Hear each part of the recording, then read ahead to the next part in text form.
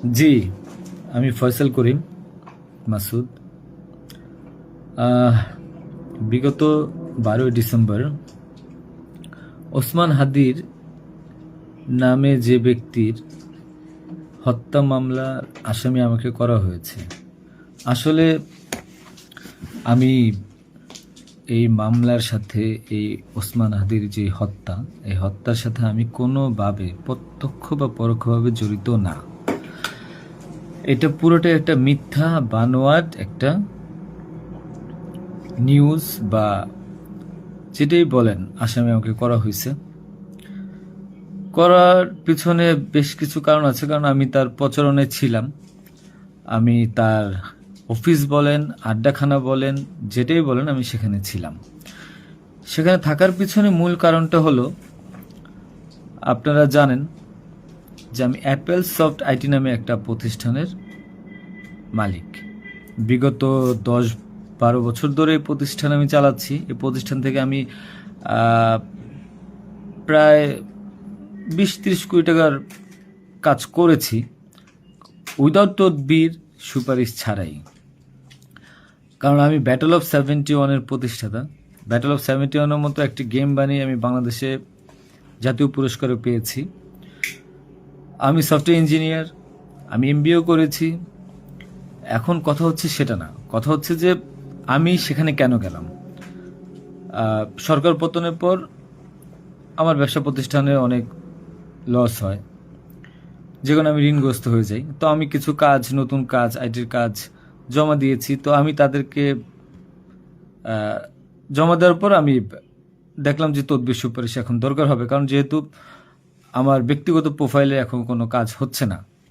তো আমি ওসমান হাদির ওখানে যাই, তার সাথে কথা বলি।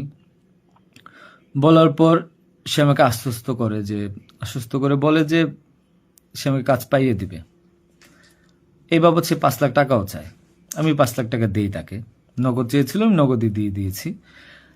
দেওয়ার পর সে আমাকে বলল, ভাই আপনি অ্যাজ এ ডোনার হিসাবে আপনি আমার যেই প্রোগ্রামগুলো হয় নির্বাচনী প্রচারণা, একটা অফিস দিয়েন, বা প্রচারণে মাঝে মধ্যে একটু ছেলে পেলেরে হাদিয়া দিয়েন। তো সে হাদিয়াই বলে আসলে বেসিক্যালি। তো আমি এরপরে শুক্রবার আমাকে আসতে বলে, আমি প্রথম শুক্রবার তার সাথে যাই, প্রচারণা করি। সেই সুবাদে আমি আমার 2টা ছোট ভাই নিয়ে গিয়েছিলাম, যারা এলাকার লোকাল। তো এখন তাদেরকে হয়তো আসামি করা হচ্ছে, আমি জানি না। তারা কিছুই জানে না, যেমন আমি জানি না, তারাও জানে না।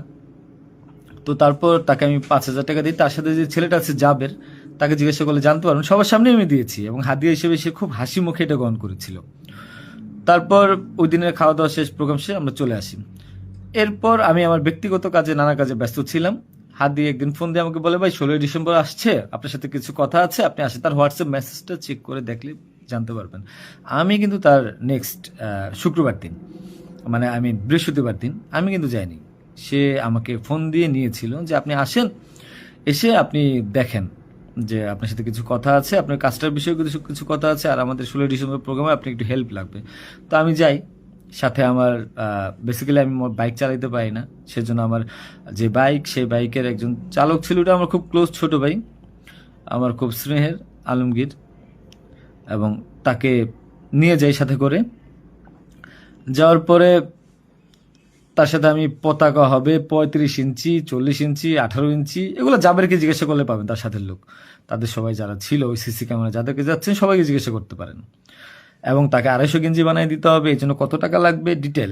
এবং ঘটনার দিন আমাকে সে রিকোয়েস্ট করে, আজকে যারা এই যে আপনারা দেখছেন হাজার হাজার লোক, শত শত লোক, হাদির তো এত লোক ছিল না, কারণ সে আমাকে নিজেই রিকোয়েস্ট করেছিল যে ভাইয়া আপনি আমাকে 5-10টা পোলাপাইন দিয়েন, আর 16ই ডিসেম্বরে 50টা ছেলে পেলে দিয়েন, যেন আমার পতাকাটা ধরতে পারে, আমার প্রোগ্রামটা সাকসেস করে দিতে পারে। তো দেখেন, তো ওই জায়গায় আমি তাকে আশ্বস্ত করি, ঠিক আছে আমি চেষ্টা করব। তো পরের দিন আমি যাই। পরের দিন আর মাঝখানে একটা কথা বলি, আমার এর পরের দিনই দুবাই যাওয়ার কথা ছিল, যেহেতু আমার দুবাইয়ের মাল্টিপল গোল্ডেন ভিসা আছে।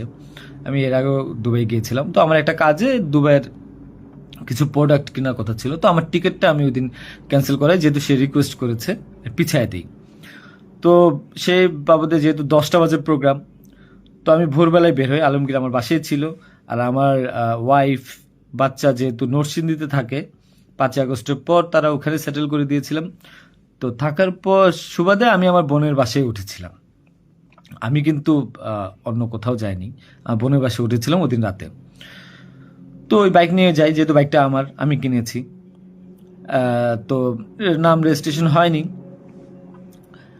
তো আলমগীর বাইকটা চালায়, আলমগীর নিয়ে যায়। তো ভোরবেলা আমরা একটা উবার ডাকি, উবার ডেকে আমরা একটা রিসোর্টে যাই। এটাও সত্য, ওই রিসোর্টে যে মেয়েটা ছিল, ওই মেয়েটা বেসিক্যালি আলমগীরের গার্লফ্রেন্ড।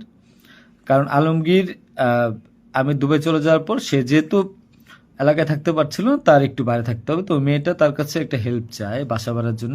তো আলমগীর তার গার্লফ্রেন্ডকে হেল্প করার জন্য বলে, ঠিক আছে তুমি আজকে দেখা করো, আজকে আমাদের অনেক কাজ, তোমার সাথে আমি পরে দেখা করতে পারবো না। তো আলমগীরের সাথে আমি যাই। যাওয়ার পর 8টা-9টার দিকে আমি আবার চলে আসি, কারণ আমার এই টিকিটটা ক্যান্সেল করতে হবে। আবার হাদির প্রোগ্রামে যেতে হবে, ছেলে পেলেও নিয়ে যেতে হবে।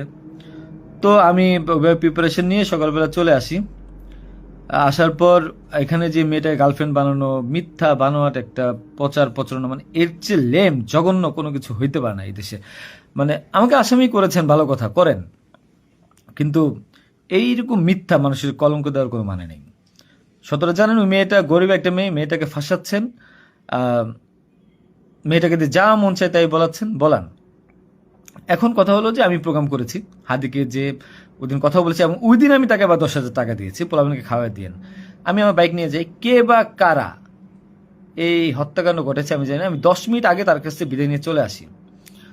আসার পর আমি বাসায় আসি, যেহেতু আমি যাব দুবাই, আমি টিকিট ক্যান্সেল করেছি। আপনারা দুবাইয়ের টিকিটগুলো দেখতে পারেন। আমি একটু দেখাই একটা জিনিস আপনাদেরকে। এই যে দেখেন আমার দুবাইয়ের মাল্টিপল ভিসা। 1 মিনিট।